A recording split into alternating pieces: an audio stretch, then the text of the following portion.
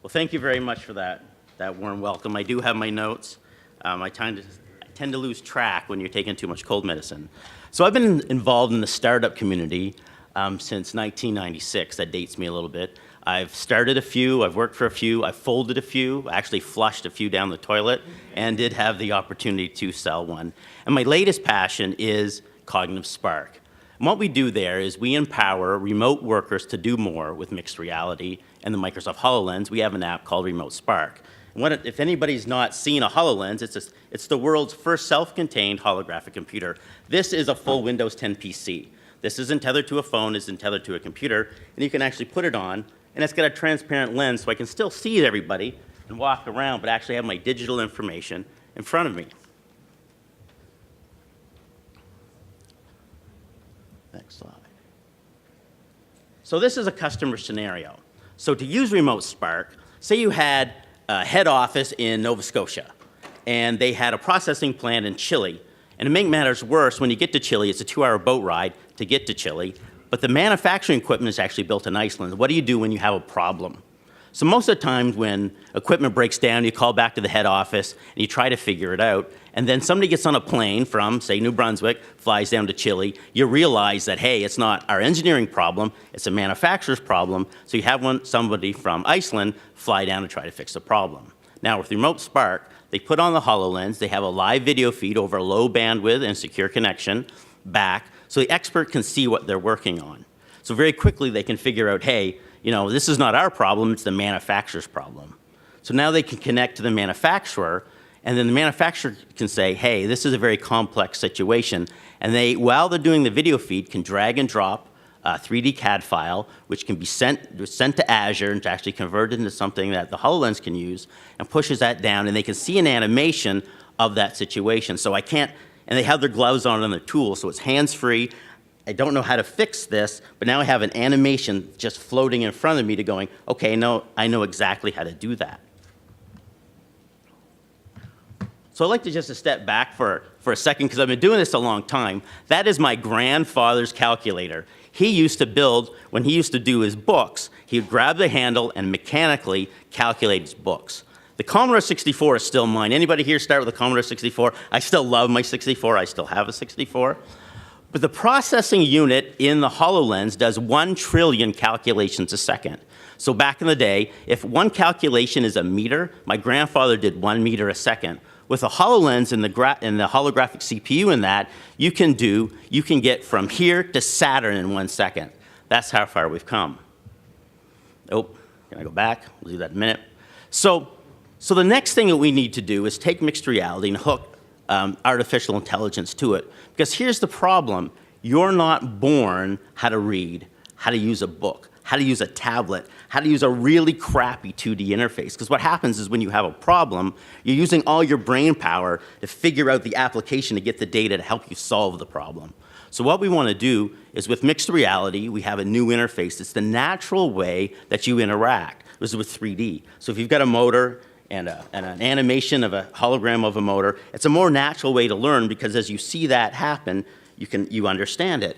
But it's also taking to the next step with artificial intelligence, be able to talk to your content, to say, how do I change the piston in that motor? So it knows, because of the data that you have and the context you're in, to go, hey system, he's looking at this motor, do we have an animation of a piston, to be able to bring that down and look at that. But take it to the next step. I want to be able to say, bring me the animation that I looked at with Fred last week. So I want the system to know who Fred is. I may have 3 Freds, but I only talked to one last week, to be able to bring that down.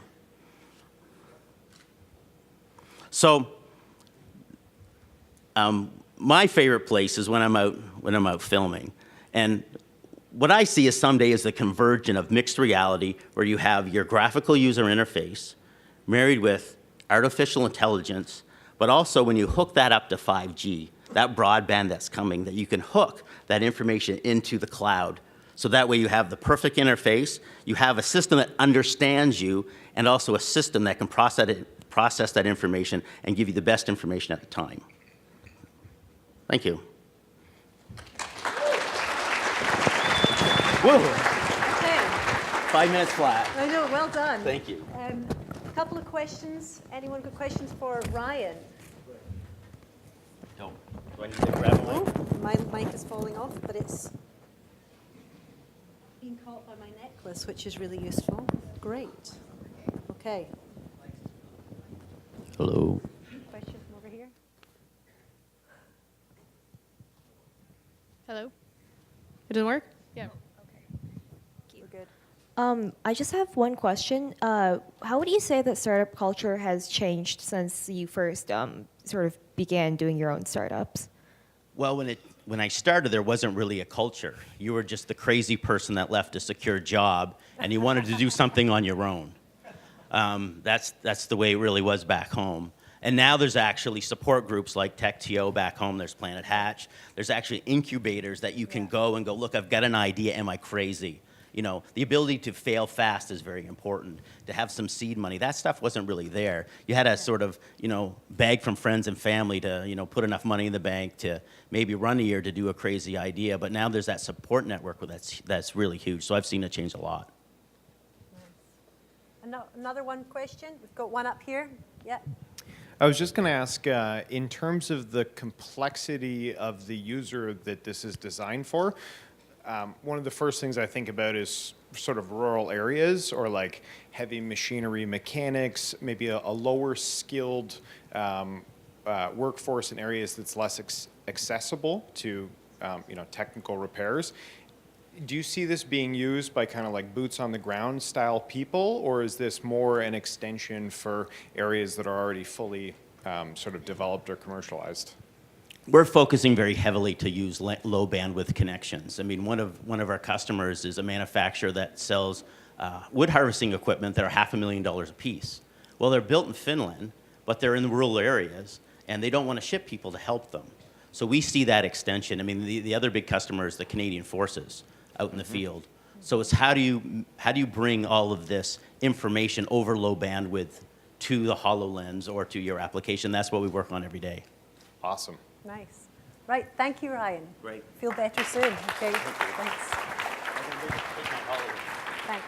Okay.